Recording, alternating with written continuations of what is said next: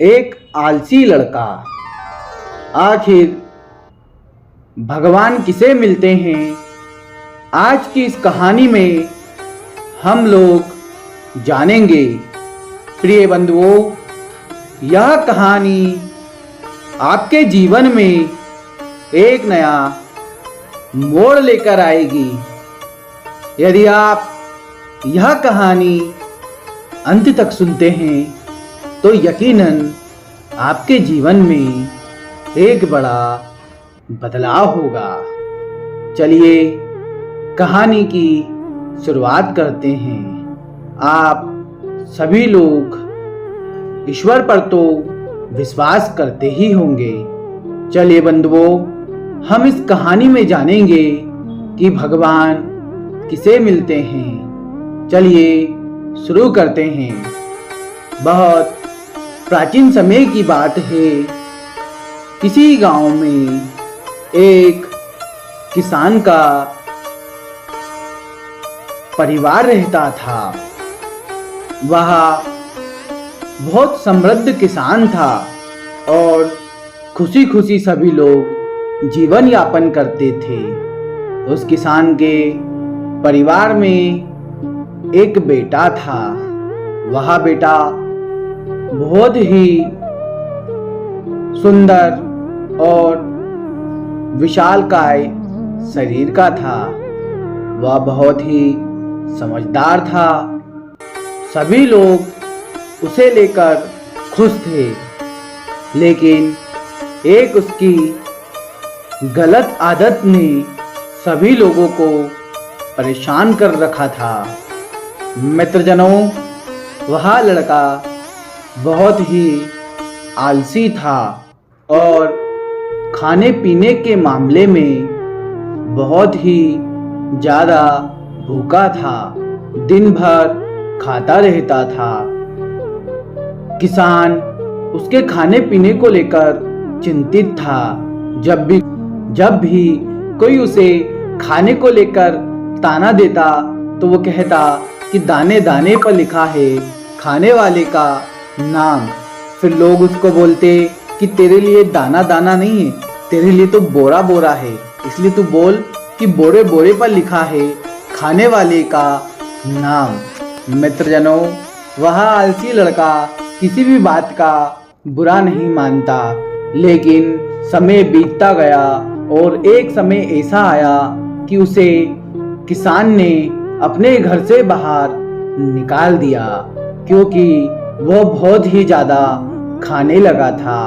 अब वो लड़का धीरे धीरे गांव से बाहर निकला और वह जंगल से गुजर रहा था कि वो देखता है कि वहीं जंगल में एक नदी के किनारे एक आश्रम बना हुआ है। वहाँ पर हष्ट पुष्ट साधु महात्मा रहते हैं। ये लड़का देखता है और सोचता है कि देखने से तो यह बहुत ही अच्छे और उच्च विचार वाले लगते हैं और इनको देखकर भी लगता है कि अच्छा खाना पीना खाते होंगे। क्यों ना मैं यहीं पर रह जाऊं। वह महात्मा जी से पूछता है कि क्या यहाँ पर खाना पीना अच्छा मिलता है? महात्मा जी कहते हैं हाँ मिलता है। क्या मैं यहाँ पर रह सकता हूँ? महात्मा जी कहते हैं हाँ बिल्कुल रह सकते हो, जैसे मेरे शिष्य रहते हैं। लड़के के मन में प्रश्न आता है कि यहाँ पर क्या काम करना पड़ता है। वह महात्मा जी से पूछता है तो महात्मा जी ने कहा कि यहाँ कोई काम नहीं करना पड़ता है, जो मन में आए वो तुम कर सकते हो। लड़का खुश हो जाता है और सोचता है क्या बढ़िया व्यवस्था कर रखी है, यहाँ तो खूब खाने को मिलेगा, क्यों ना मैं इन्हीं का शिष्य बन जाऊं। वह लड़का गुरुदेव के पैर पकड़ लेता है। गुरुदेव उसे शिष्य बना लेते हैं। मित्रजनों, भोजन की बारी आती है। वह छक्कर खाता है, खूब मिठाइयाँ खाता है, खूब व्यंजनों का स्वाद लेता है। फिर अगले दिन नए नए प्रकार के व्यंजन पकवान बनते हैं। वह मज़े से खाता है, सोता है, उठता है, खाता है, सोता है। ऐसा नित्य नए दिन चलता रहता है। फिर एक दिन वह लड़का देखता है कि भोजनशाला में भोजन नहीं बना है। वह घबराकर गुरुदेव के पास जाता है और कहता है, गुरुदेव आज ये क्या हो रहा है, आज तो भोजन ही नहीं बना है। गुरुदेव कहते हैं कि बेटा आज एकादशी है और आज के दिन सारे शिष्य व्रत रहते हैं और आज इस आश्रम में भोजन नहीं बनेगा। लड़का परेशान हो जाता है और कहता है, गुरुदेव मुझे बहुत भूख लग रही है, मैं बिना कुछ खाए नहीं रह सकता, मुझे तो भोजन चाहिए। गुरुदेव ने कहा, अरे एक दिन तो भगवान के भजन में भूखा रह जा। वो कहता है, नहीं गुरुदेव मैं नहीं रह सकता, मैं एक दिन तो क्या 1 घंटे भी भूखा नहीं रह सकता। गुरुदेव सोचते हैं कि ये नासमझ बालक है, इसे क्या सूझ समझ पड़ेगी। ठीक है बेटा, मैं यहाँ तो भोजन नहीं बना सकता, लेकिन मैं तुझे शिष्यों से कहकर कुछ सामग्री दिलवा देता हूँ। एक काम करना, नदी किनारे दूर जाकर के बना लेना और याद रखना, जब भी भोजन बना ले भगवान को भोग लगाना मत भूलना, बिना भगवान के भोग लगाए भोजन मत पाना। लड़का सिर हिला देता है और भोजन सामग्री लेकर नदी किनारे चला जाता है। वह नहाता है और भोजन बनाता है। भोजन बन जाता है और भगवान को कहता है कि राजा राम आइए, प्रभु राम आइए, मेरे भोजन का भोग लगाइए। भगवान नहीं आते तो लड़का सोचता है कि हो सकता है कि यह भोजन अच्छा नहीं बना हो। वह सोचता है कि भगवान को तो आश्रम का ही अच्छा मीठा और रसीला भोजन ही पसंद आएगा, वह यहाँ पर क्यों आएंगे। लेकिन फिर भी वो कहता है कि भगवान आ जाओ, आज भूखे रह जाओगे क्योंकि आज आश्रम में भोजन ही नहीं बना है। फिर वह भगवान को बुलाता है। भगवान आते हैं और उसके सामने प्रकट होते हैं। वह देखकर हैरान हो जाता है और कहता है कि भगवान आपको अकेले बुलाया था, कि सीता माता को क्यों ले आए। लड़का कहता है, मैं जहाँ वहाँ मेरी सीता। फिर यह कहता है कि गुरुदेव ने तो एक ही का बोला था, पर ठीक है अब आ गए हैं आप तो भोजन पा लो। इसका चेहरा मायूस हो जाता है क्योंकि इसके लिए बहुत कम भोजन बचता है। फिर यह वापिस आश्रम की ओर लौटता है और फिर नित्य नए दिन ऐसे ही भोजन बनता रहता है। फिर अगली एकादशी आती है तो यह गुरुदेव के पास जाता है और गुरुदेव से कहता है कि गुरुदेव आपने तो एक भगवान का बोला था, वहाँ तो 2 आए हैं।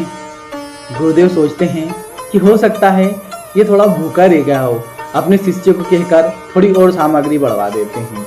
वह लड़का आश्रम से फिर नदी किनारे जाता है, भोजन बनाता है, स्नान आदि करता है और भगवान को बुलाता है कि भगवान आइए, मेरे भोजन का भोग लगाइए। भगवान आते हैं, लेकिन अब भगवान अपने साथ साथ लक्ष्मण जी को भी ले आते हैं। ये लड़का देखता है और फिर मायूस हो जाता है और भगवान से कहता है, ये क्या भगवान, पिछली बार आप 2 आए थे, इस बार आप 3 आ गए, आप तो बेईमानी कर रहे हो और मैंने तो इतना सा भोजन बनाया है। पर ठीक है अब आ ही गए हो तो भोजन पाओ, बैठो। भगवान भोजन करते हैं और जाने लगते हैं। लड़का भगवान से कहता है कि भगवान जा तो रहे हो, पर अगली बार कितने आओगे वो भी बता के जाओ। भगवान मुस्कुराते हैं और कुछ नहीं बोलते हैं, चले जाते हैं। फिर लड़का अपने आश्रम में वापिस आता है और नित्य नए दिन फिर वही भोजन बनने लगता है। फिर एकादशी आती है और अब वो गुरुदेव के पास जाता है। गुरुदेव परेशान देखकर इसे पूछते हैं कि बेटा क्या हुआ।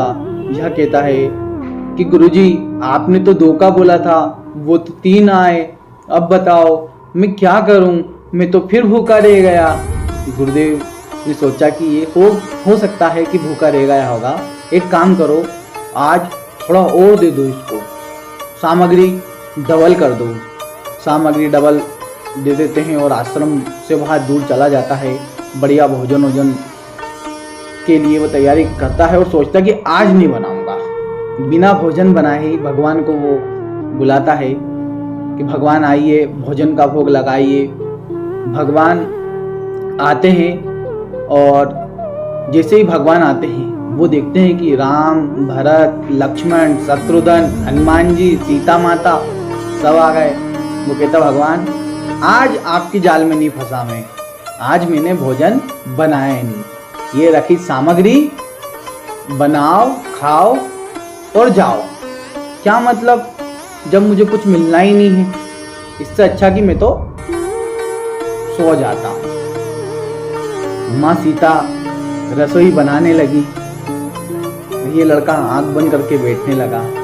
सोचिए जब माँ स्वयं रसोई बना रही होगी तो पकवानों की खुशबू और स्वाद कैसा रहा होगा। इसको भगवान ने देखा और पूछा कि आंखें बंद क्यों कर रहे हो। इसने कहा क्या मतलब भगवान, जब कुछ मिलना ही नहीं है तो उससे अच्छा कि आंखें बंद कर लूं। उधर गुरुदेव के मन में एक सवाल आया कि कहीं ये आश्रम से सामग्री लेकर बेचकर तो नहीं आ रहा। देखूं तो सही। गुरुदेव वहां से आए और इसके पास पहुंचे और इसे देखकर बोले क्यों रे झूठे, तू तो कह रहा था कि भगवान आएंगे, कहाँ है भगवान। शिष्य ने कहा कि गुरुदेव ये क्या मेरे सामने तो भगवान बैठे हैं। गुरुदेव को गुस्सा आने लगा, मुझे तो कहीं नहीं दिख रहे, तू मुझे मूर्ख समझ रहा है। ये भोला मानुस रोने लगा कि भगवान मेरे गुरुदेव मुझे कह रहे हैं कि आप उन्हें नहीं दिख रहे हैं। भगवान आप उन्हें दिखिए ना, आप उन्हें दर्शन दीजिए ना, क्योंकि मेरे गुरुदेव तो बहुत महान हैं, उन्होंने तो बहुत तपस्या की है, बहुत भजन किए हैं, बहुत ही मंत्र जाप किए हैं। आप उन्हें दिखिए ना भगवान, आप उन्हें दिखिए ना। यह पैसा कह करके रोने लगा, जोर जोर से आंसुओं की धारा बहने लगी। उसके बाद भगवान ने कहा बेटा तेरे गुरुदेव ने बहुत भजन किए हैं, बहुत ही ज़्यादा तपस्याएं की है, लेकिन तेरे गुरुदेव में सरलता नहीं है। तो अपने गुरुदेव को बोल कि वो सरल हो जाए, मैं उन्हें भी दर्शन दे दूंगा। गुरुदेव रोने लगे और भगवान का स्मरण करने लगे। भगवान प्रकट हो गए और गुरुदेव ने दर्शन कर लिए। गुरुदेव ने कहा कि धन्य हो गया मैं, तुझ जैसा चेला मुझे मिला। कि गुरु के बल से चेला तर जाता है, लेकिन चेले आज से तू मेरा गुरु है, तेरे कारण मैं तर गया, मुझे हरि दर्शन हो गया। मित्रजनों, आशा करता हूँ यह कहानी आपको पसंद आई होगी। यदि यह वीडियो आपको पसंद आया तो कृपया कर चैनल को सब्सक्राइब करना ना भूलें। जय हिंद, जय भारत।